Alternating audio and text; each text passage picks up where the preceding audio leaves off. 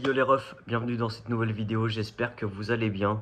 Aujourd'hui, c'est le retour des compétitions sur ma chaîne YouTube. Avant ma pause, on avait déjà fait deux compétitions, celle des meilleurs alcools et des meilleurs rappeurs. Aujourd'hui, c'est la compétition du meilleur pays. Malheureusement, pour les anciennes vidéos, j'avais trouvé un lieu adéquat qui allait dans le thème de la vidéo pour avoir un décor. Aujourd'hui, je ne vais pas voyager, je ne vais pas visiter les pays présents dans cette vidéo parce que tout simplement, je n'ai pas la thune.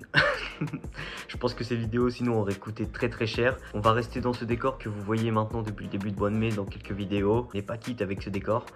Mais c'est des vidéos dans ma chambre qui sont plus simples à faire et pour ce défi du mois de mai, on en a besoin de ces petites vidéos là. Bref, on va directement commencer par les huitièmes de finale, mais avant ça, générique, let's go. Hey yo les refs, aujourd'hui nouvelle vidéo, j'espère que vous allez bien. Ah Tabasco. Racontez-moi le meilleur souvenir de votre vie. Ah salaud. On est venu gagner, nous. Tenez, j'ai fini. Ah, ça pique. Oh, devine je suis qui? Il m'a mis un œuf sur la tête. Ouais, j'ai fini. Ok. You win! J'espère, Ragnar, l'autre broc.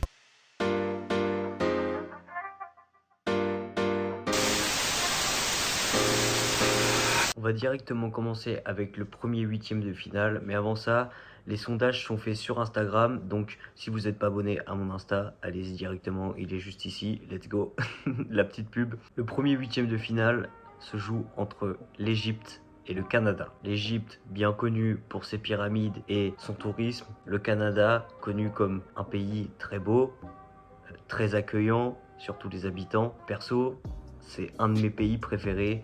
Donc j'espère qu'il va passer. J'aimerais bien y aller vraiment, genre vivre un an là-bas, ça serait incroyable, plus particulièrement à Montréal. Et l'Égypte, en vrai j'aime bien aussi, j'aimerais bien visiter les pyramides un jour, genre ça doit être grandiose. Ça fait partie des 7 merveilles du monde et j'aimerais même visiter les 7 merveilles du monde. Mais bon, pour l'instant on fait des vidéos dans notre chambre, on va se calmer un petit peu.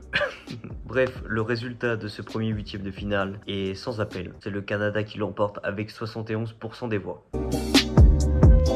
Pour ce deuxième huitième de finale, nous avons un autre pays qui a une merveille du monde, c'est la Jordanie, face à notre pays, la France. La Jordanie, comme je l'ai dit, a une merveille du monde, elle se nomme Petra. C'est un site touristique construit vers le 6e siècle avant Jésus-Christ. Et pour la France, tout le monde connaît un patrimoine culturel diversifié par la mer, la montagne, les falaises en Normandie. En France, en fait, on peut trouver un paysage avec de la montagne et la mer à côté. Donc c'est plutôt incroyable. La France a un fort potentiel et malheureusement pour la Jordanie, la France l'écrase avec 88% des voix.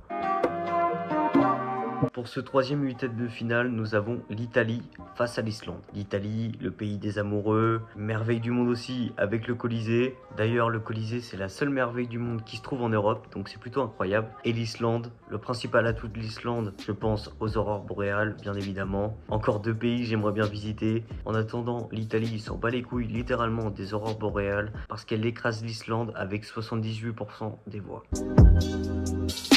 Le prochain match de ces huitièmes de finale s'oppose les États-Unis et le Maroc. Les États-Unis, un pays de rêve, le rêve américain, peut-être un peu moins maintenant, à l'ancienne ça l'était beaucoup. Face à lui, le Maroc, principal atout du Maroc, Marrakech, je pense. Pour l'anecdote, ma mère a été à Marrakech cette année et elle a kiffé de fou. Donc le Maroc remporte un point. Plus sérieusement, le Maroc fait partie de ces pays fondamentaux de l'Afrique du Nord plus particulièrement. Donc c'est un candidat plutôt sérieux face aux États-Unis. Même si malheureusement le résultat reste sans appel encore une fois, les États-Unis l'emportent avec 76% des voix.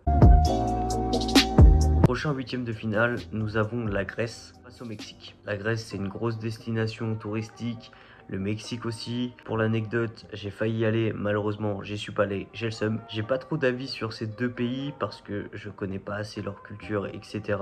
Mais il me semble que j'ai voté le Mexique et c'est lui qui l'emporte avec 53% des voix. Pour ce sixième huitième de finale, nous avons un match 100% asiatique entre la Thaïlande et le Japon. Entre les deux, pour moi, il n'y a pas débat, c'est le Japon qui l'emporte fortement pour toute sa culture, une culture incroyable. Apparemment, les gens là-bas ont un calme et tout, un truc de fou. En plus, il y a les samouraïs, pour moi c'est un point en plus. Et la Thaïlande, une destination aussi archi touristique, mais perso qui ne m'attire pas. Mais apparemment c'est pas le cas de tout le monde parce que, à ma grande surprise, quand j'ai vu les résultats, c'est la Thaïlande qui l'emporte avec soit 53% des votes. Avant-dernier huitième de finale, nous retrouvons la Suède contre l'Australie. La Suède serait le pays le plus beau du monde, le plus sympa, avec les meilleures conditions de vie. Face à l'Australie, un des pays les plus dangereux. Apparemment, ma commu préfère le risque, vu que c'est l'Australie qui passe avec 69% des votes. Et pour ce dernier huitième de finale, nous avons l'Afrique du Sud face à l'Espagne. Afrique du Sud, grand pays de l'Afrique, personnellement qui m'attire. J'aimerais bien faire un safari là-bas. Et l'Espagne, j'y suis déjà allé. Je suis allé à Madrid. C'était un putain de souvenir. Mais en vrai, en termes de pays et de découverte et tout, je préfère l'Afrique du Sud. C'est pour ça que j'ai voté pour elle. Parce que l'Espagne, ça reste vachement européen. Enfin, c'est européen du coup. Il y a plus de ressemblance avec la France en fait. Après, gros avantage pour les clubs, c'est vachement moins cher. Et l'alcool aussi, mais bon, c'est pas le débat du jour. Là, on note les pays dans son aspect global. Pour moi, c'est l'Afrique du Sud. Mais encore une fois, je suis pas de l'avis général de ma communauté sur Instagram, vu que c'est l'Espagne qui passe avec 65% des votes.